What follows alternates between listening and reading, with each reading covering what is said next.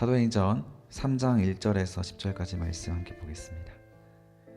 사도행전 3장 1절에서 10절까지 말씀을 제가 봉독해 드리겠습니다. 제9시 기도 시간에 베드로와 요한이 성전에 올라갈새 나면서 못 걷게 된 이를 사람들이 메고 오니 이는 성전에 들어가는 사람들에게 구걸하기 위하여 날마다 미문이라는 성전 문에 두는 자라. 그가 베드로와 요한이 성전에 들어가려 함을 보고 구걸하거늘 베드로가 요한과 더불어 주목하여 이르되 우리를 보라 하니 그가 그들에게 무엇을 얻을까 하여 바라보거늘 베드로가 이르되 은과 금은 내게 없거니와 내게 있는 이것을 내게 주노니 나사렛 예수 그리스도의 이름으로 일어나 걸으라 하고 오른손을 잡아 일으키니 발과 발목에 곧 힘을 얻고 뛰어서서 걸으며 사람들과 함께 성전으로 들어가면서 걷기도 하고 뛰기도 하며 하나님을 찬송하니 모든 백성이 그 걷는 것과 하나님을 찬송함을 보고 그가 본래 성전 미문에 앉아 구걸하던 사람인 줄 알고 그에게 일어난 일로 인하여 심히 놀랍게 여기며 놀라니라. 아멘. 사랑이 많으신 하나님 아버지 감사합니다. 오늘도 우리 가운데 함께하여 주셔서 하나님 오늘 아침을 주의 말씀으로 깨우게 하시고 하나님의 말씀을 통하여 다시 한번 우리를 돌아보며 하나님 나라를 갈 수 있는 회개의 문에 마주하게 함을 감사합니다.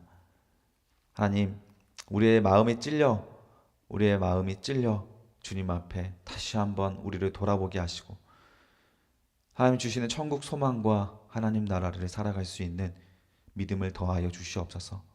오늘 모든 말씀으로 우리에게 함께 하실 줄 믿사오며 예수님의 이름으로 기도합니다. 아멘.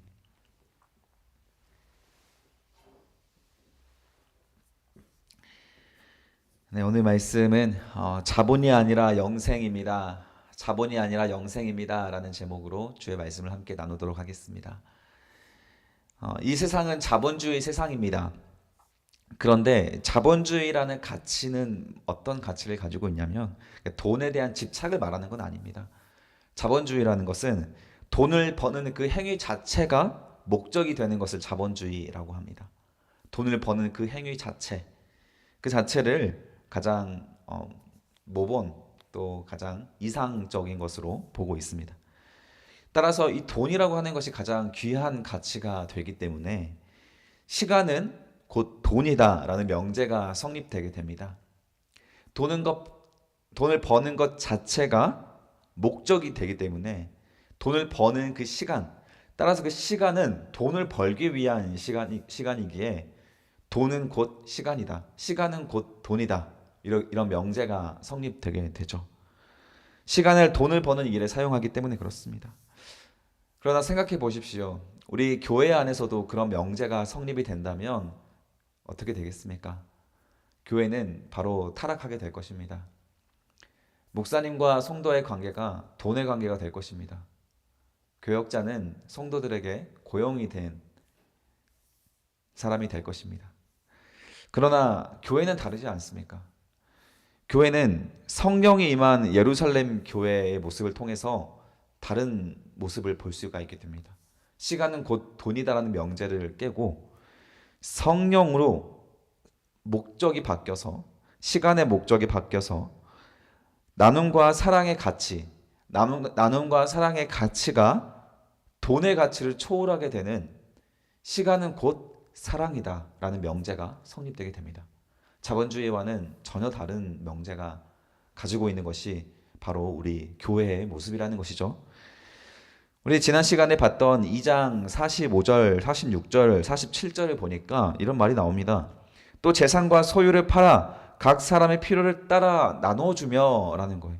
시간과 마음과 에너지를 써서 하고 있는 일은 바로 자기의 소유를 팔아 각 사람의 필요를 따라 나눠주는 것을 말했습니다. 또한 46절에 보니까 날마다 마음을 같이하여 성전에 모이기를 힘쓰고 집에서 떡을 떼며 순전한 마음으로 음식을 먹고 날마다 마음을 같이해서 그 귀한 시간에 뭐하고 있냐면 성전에 모이기를 힘쓰고 있었습니다. 예배하기를 힘쓰고 예배하고 찬양하기를 힘쓰고 기도하기를 힘쓰고 서로 교제하기를 힘썼다라는 거예요. 그 귀한 시간에 돈을 벌지 않고 함께 사랑을 나누는 일에 최선을 다했다라는 것입니다. 거기에서도 멈추지 않고 46절에 보니까 떡을 떼면서 집에서 떡을 떼며 집으로 가서도 또 함께 밥을 먹고 기쁨과 순전한 마음으로 음식을 나누었다라는 말씀이 나옵니다. 전혀 다른 세상이죠. 그리고 그 결과 47절과 같은 역사가 발생합니다. 하나님을 찬양하며 또 온 백성에게 친송을 받았다라는 거예요. 세상 사람들이 누리고 싶어하는 행복한 삶에 대한 이미지는 거의 비슷합니다. 그런데 그렇게 살지 못하죠. 시간을 써서 돈을 벌어야 하기 때문에 그렇습니다. 그러나 좀 더 가정을 챙기고 주변 사람들에게 사랑을 나누고 돌보고 이런 우리의 마음의 이상향은 항상 가지고 있기 때문에 그것을 가장 행복한 이미지다라고 하는 것을 세상 사람들도 알고 있습니다. 그런데 그렇게 사라지지가 않는 것이죠. 그런데 우리 성도들은 그렇게 살아내고 있는 겁니다. 따라서 그 성도들을 참 칭송하고 칭찬하고 부러워하는 것이죠. 그 결과 주께서 구원받는 사람을 날마다 더하게 하시더라 라는 말씀으로 우리 지난 시간 2장의 말씀을 나누게 되었습니다. 교회 부흥이 언제 일어나게 됩니까? 한 사람의 수가 몇 사람 예배드리는 사람의 숫자가 늘어나는 것으로 교회를 부흥이라고 말하지 않습니다.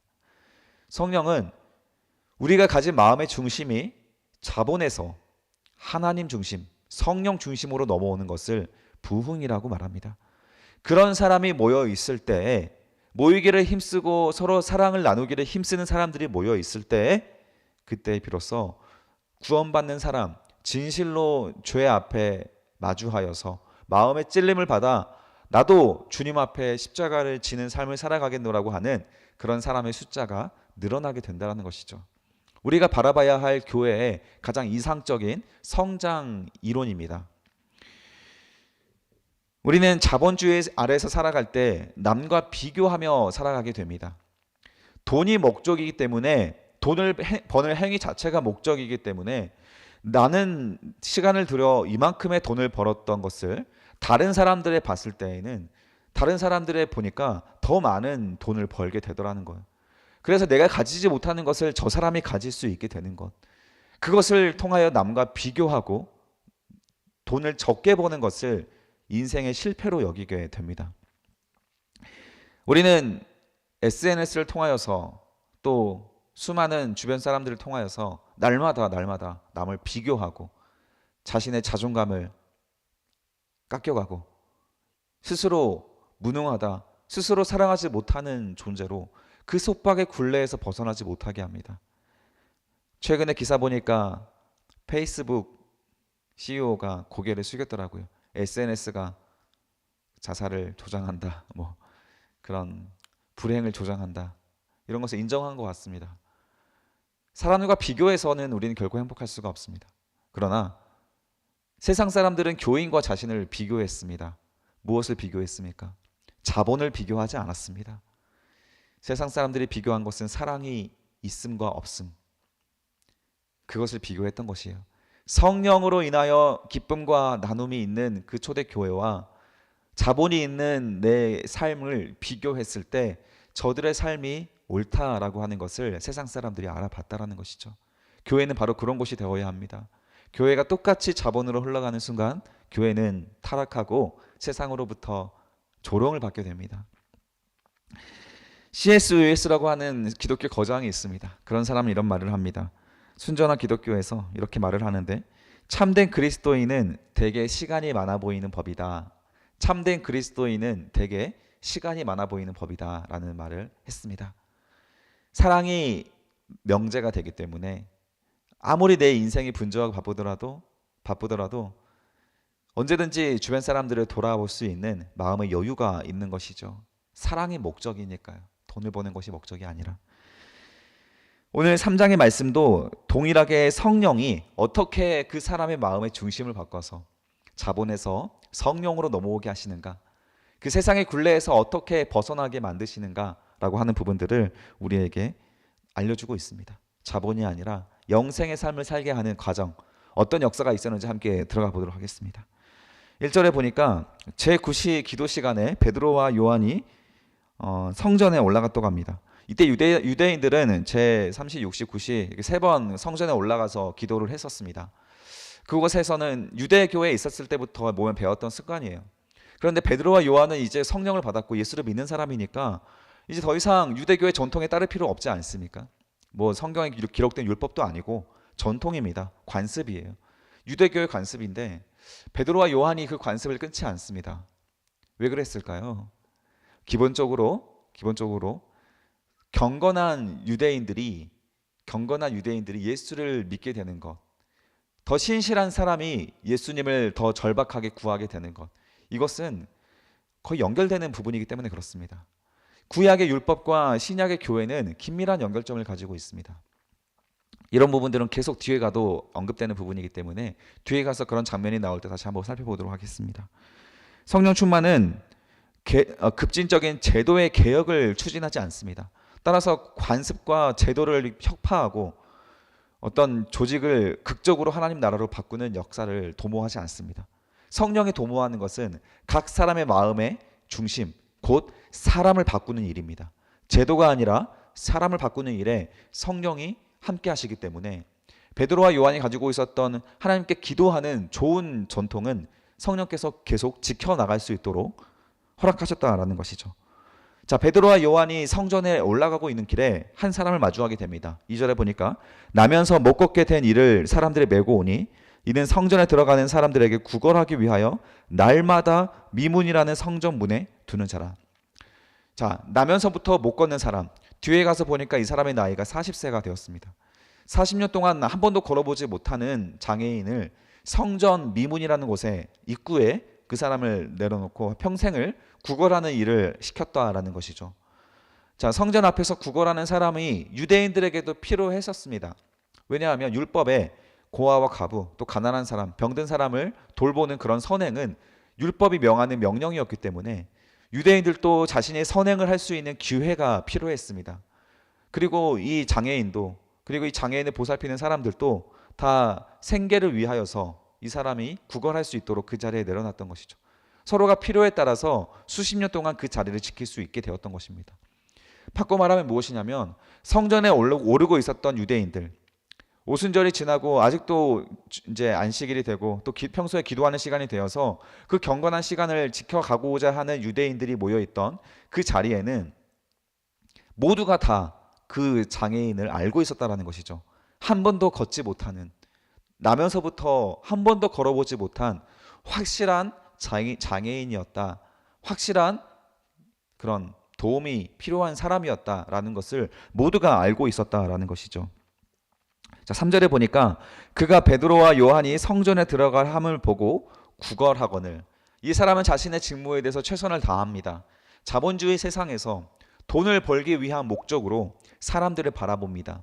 사람들에게 구걸하는 것이 이 사람에게는 직업이었습니다. 베드로와 요한도 평소에 그 사람을 봤을 때 자신이 가지고 있는 것으로 도움을 주었을 것입니다. 베드로와 요한은 이미 성령의 충만함을 받아서 초대교회 공동체가 필요한 사람을 보살피고 나누는 것에 대해서 굉장히 익숙하고 그렇게 해야 한다라는 그 의무도 가지고 있습니다. 성령이 임하면 어려운 사람을 나눠주고 그 사람의 필요를 채워주는 일에 대해서 더 관심을 갖기 때문에 베드로와 요한은 그 구걸하는 사람에게 찾아갑니다. 우리가 성령을 받은 사람, 또 우리가 예수를 믿고 은혜를 받은 사람은 나보다 없는 사람, 부족한 사람을 반드시 찾아보게 되어 있습니다. 눈에 들어올 수밖에 없습니다. 평소에는 나보다 더 가진 사람이 눈에 들어왔다면 성령을 받은 그 중심이 바뀌어서 사랑이 명제가 된 사람은 다른 나보다 부족한 사람이 눈에 들어오게 됩니다. 그 사람을 위하여서 내 것을 나눌 수 있게 되는 것이죠. 베드로와 요한도 그 구걸하는 사람에게 찾아가서 자신의 것을 나누려고 찾아갔는데 베드로와 요한에게 가진 것이 없습니다. 그때 왜 찾아갔을까요? 4절을 보면 베드로와 요한이 더불어 주목하여 이르되 우리를 보라. 우리를 보라. 3절에 보니까 구걸하는 사람이 베드로와 요한을 보고 구걸하고 있는데 그 사람 앞에 가서 우리를 보라. 다시 한번 강조합니다. 우리를 보라. 그때 5절에 보니까 그가 그들에게 무엇을 얻을까 하며 바라보거늘. 자, 베드로와 요한이 주고자 하는 것은 정해져 있었습니다. 그것은 자본이 아니었습니다. 물질이 아니었어요. 그리고 이 사람이 필요로 한 것은 물질이었습니다. 이 사람이 구하는 것은 자신이 필요한 생계에 필요한 돈이었습니다. 이 사람이 구하는 것은 다리를 회복하는 일이 아니었습니다. 이것은 당연한 환경입니다. 나에게 한 번도 소망으로 여겨보지 않았던 건강한 육체는 그런 바라지도 않았던 일이었던 것이죠. 그래서 돈을 바라고 베드로와 요한을 바라보는데 6절에 보니까 베드로와 요한이 이런 깜짝 놀라는 말을 하게 됩니다. 베드로가 이르되 은과 금은 내게 없거니와 내게 있는 이것을 내게 주노니 나사렛 예수 그리스도의 이름으로 일어나 걸으라. 일어나 걸으라. 자, 은과 금은 내게 없거니와 베드로와 요한은 돈이 없습니다. 돈이 없어도 줄 수 있는 것이 있죠. 무엇을 줍니까? 내게 있는 것을 주는 겁니다. 베드로와 요한에게는 성령이 있습니다. 하나님의 역사가 있습니다. 예수의 이름이 있습니다. 우리가 가지고 내가 확신하고 있는 것이 영생의 삶이기에 우리는 내가 가지고 있는 그 확실한 것을 가지고 남을 도와줄 수 있어요. 내 안에 사랑이 확실해야 그 사랑으로 이웃에게 다가갈 수 있습니다. 머리로만 알고 있는 사랑과 성경에 대한 복음에 대한 이상은 결코 우리의 행동으로 옮겨지지 않습니다. 내 마음까지 뿌리 박아 마음판에 확실하게 새겨져 있는 남을 도울 수 있는 그것으로 우리는 남에게 찾아갈 수가 있다는 것이죠. 우리가 자녀에게, 우리가 부모님에게, 우리가 주변 친구에게 정말 주고 싶은 것이 무엇입니까? 여전히 물질이고 자본일 수 있습니다. 그것이 그들의 필요일 수 있습니다. 그러나 그들이 영생이 없다면, 그들이 예수를 믿고 있지 않은 사람이라 아직도 세상의 굴레에 속박에서 벗어나지 못하고 불행한 삶을 살고 있다면 그들에게 영생을 전할 수가 있는 겁니다. 그것이 내가 가진 것이라면, 내가 확신하는 것이라면 그때 비로소 우리는 그 사람들에게 예수의 이름을 증거하는 증인이 될 수 있습니다. 이게 바로 성령의 역사라고 했죠. 그리고 장애인에게 확실하게 말합니다. 일어나 걸어라. 이거는 장애인이 구하지 않은 것입니다. 그러나 더 본질적인 것을 해결해 주고 싶었던 것이죠. 베드로와 요한에게는 보였던 것입니다. 이 사람이 일어나 걸으면 스스로 일할 수 있고 남에게 구걸하지 않을 수 있지 않습니까? 전혀 다른 새로운 삶이 영위될 수 있지 않습니까? 이것을 확신하기 때문에 구하지 않은 더 좋은 것을 주는 것이죠. 우리가 하나님께 구해야 할 것이 무엇이 있습니까? 내게 당장 필요한 자본입니까? 그렇다면 그것은 옳은 기도가 아닙니다. 하나님이 우리에게 주고 싶어 하시는 것은 영생이기 때문에 그렇습니다. 우리가 하나님 앞에 영생을 구할 때 하나님은 진정으로 그 기도에 기뻐하실 수 있습니다. 정말 자본과 물질은 하나님 보시기에 작은 기도 제목입니다. 더 큰 기도 제목, 우리가 죽어서 가야 할 그 천국, 우리가 절대 가지 말아야 할 지옥, 이 두 가지를 결정할 그 영생의 문제가 하나님 앞에는 얼마나 절박한 문제이겠습니까? 지옥을 확신하고 천국을 확신하는 사람이 어떻게 전도하지 않을 수 있습니까? 어떻게 나의 삶을 그렇게 살아갈 수가 있습니까? 어떻게 내 삶을 죄에 그냥 내버려 두고 살아갈 수 있습니까? 정말 지옥을 두려워한다면, 그 끔찍한 곳을 두려워한다면 이 땅의 삶의 한 번의 기회를 통해서, 인생이라고 하는 한 번의 기회를 통해 그 영원한 삶이 결정되는데 그 두려운 지옥이라는 곳을 우리가 확신한다면 어떻게 죄를 그대로 내버려 두고 살아갈 수 있습니까? 따라서 예수님께서 가장 먼저 선포했던 복음은 회개하라, 회개하라. 하나님 나라가 가까이 왔다. 심판이 가까이 왔다. 그것을 강조했던 것이죠. 이 사람은 물론 회개하고 죄사함을 구했던 것은 아닙니다. 그러나 예수의 이름이 어떤 권능을 가지고 있는지를 보여주고 아마도 이 사람 마음속에 구원을 받을 만한 믿음이 있다는 것을 확인했을 것입니다. 이후에 사도행전을 보면 그런 모습들이 자주 등장합니다. 구원을 받을 만한 사람이 성령이 감동을 주셔서 그 사람에게 구원을 받게 하는 역사가 있습니다. 왜 이 사람은 구원하시고 이 사람에겐 찾아오지 않습니까? 라는 질문은 하나님에게 합당하지 않습니다. 각 사람 마음속에 하나님이 구원받을 만한 믿음이 있다면 그 사람에게 찾아가시는 것이죠. 이 사람은 보니 구원받을 만한 간절함과 절박함이 있었습니다. 자, 7절에 보니까 오른손을 잡아 일으키니 발과 발목이 곧 힘을 얻고 뛰어서서 걸으며 그들과 함께 성전으로 들어가면서 걷기도 하고 뛰기도 하며 하나님을 찬송하니, 자신의 이 나음을 가지고, 기쁜 마음을 가지고 뛰면서 달려다니면서 얼마나 행복했겠습니까? 그 행복한 마음을 가지고 하나님 앞에 감사의 고백을 하는 것, 그것을 바로 찬양이라고 부릅니다. 찬양은 단지 멜로디로 내 마음을 위로하기 위한 것이 아닙니다. 나를 위한 것이 아닙니다. 하나님을 위한 것입니다. 그런데 왜 나를 위한 것으로 찬양을 자꾸 사용하시고 내가 즐기기 위한 것으로 사용하십니까? 그러니까 자꾸 찬양팀 안에서, 또 성가대 안에서 상처받는 거 아닙니까? 찬양은 하나님을 위한 것입니다. 잘 준비해야 하는 건 맞지만 그 목적이 하나님을 위한 것이라면 사랑이 전제되어야겠죠. 정제가 아니라. 사탄은 생명의 가치를 자본 밑에 두려고 했습니다. 돈으로 생명의 가치를 평가하도록 만들었습니다. 사람마다 더 귀한 가치가 있는 사람이 있습니다. 사람마다 동등한 가치가 부여되지 않습니다. 사람마다 연봉이 다릅니다. 사탄은 사람의 생명의 가치를 자본 밑에 두었습니다. 그러나 하나님은 생명의 가치를 자본 위에 두시는 거예요. 자본을 믿으면 돈으로 죽음을 이길 수 없는 딜레마에 빠지지 않게 하십니다. 돈이 아무리 많아도 우리는 그 죽음을 피할 수 없는 딜레마에 언젠가 직면하게, 세상에서 허우적거리다가 두려움 그 죽음을 마주하게 되는 것, 하나님은 그것으로부터 우리를 건져내신 것입니다. 9절에 보니 모든 백성이 그 걷는 것과 하나님을 찬송함을 보고, 벌써 보고가 3번이 나왔습니다. 구걸하는 사람이 베드로와 요한이 보고, 베드로와 요한이 구걸하는 사람에게 자신을 보라 하고, 그 구걸하는 사람의 다리가 회복되어서 일어나는 것을 세상 사람들이 보았습니다. 신앙의 역사는 보여지는 겁니다. 무엇을 봐야 하는지에 초점에 그 문제에 있습니다. 구걸하는 사람이 봐야 하는 것은 베드로와 요한이 전해야 할 그 복음이었습니다. 세상 사람들이 보는 것은 그 복음으로 일어나게 될 하나님의 역사를 보게 될 것입니다. 교회를 통해 일어나게 될 하나님의 역사를 보게 될 것입니다. 진짜 예수를 믿고 회개하고 죄사함을 받은 여러분들의 삶을 세상은 보게 될 것입니다. 10절에 보십시오.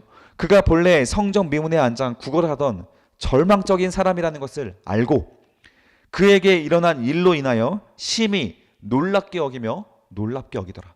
2번이나 놀랍다라는 것이 강조됩니다. 어떻게 놀라지 않을 수 있습니까? 저라도 놀라겠습니다.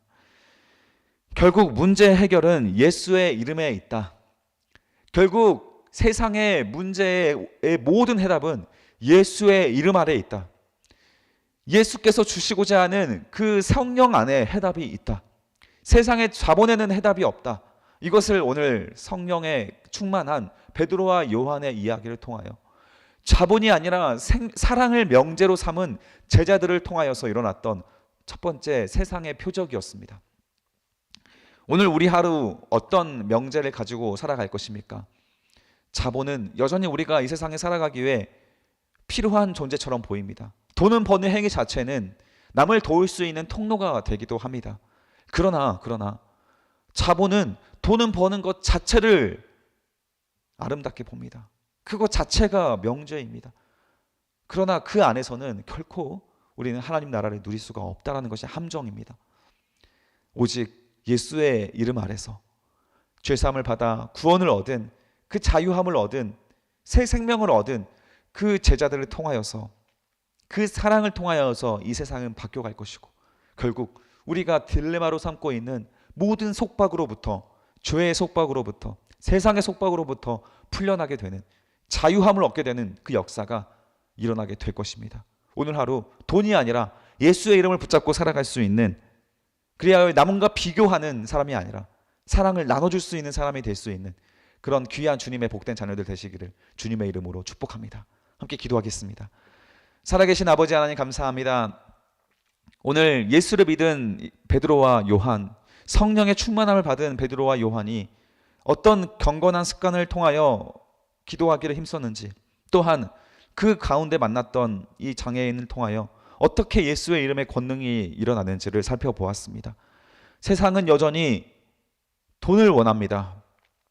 자본을 통하여 행복하기를 원하지만 우리는 자본이 아니라 사랑을 통하여 하나님 나라를 누리고자 하는 존재라는 것을 다시 한번 확인하였사오니, 주여 오늘 우리가 비교하며 남과 비교하며 오늘 하루의 나를 깎아내리는 자가 아니라 오직 주님을 주목하고 예수를 주목하여 감사하며 내게 가진 것으로, 내게 있는 것으로, 그 성령으로, 예수의 이름으로 나보다 없는 사람, 부족한 사람에게 찾아가 사랑을 나눌 수 있는 그런 귀한 주님의 복된 자녀들 될 수 있도록 함께하여 주시옵소서.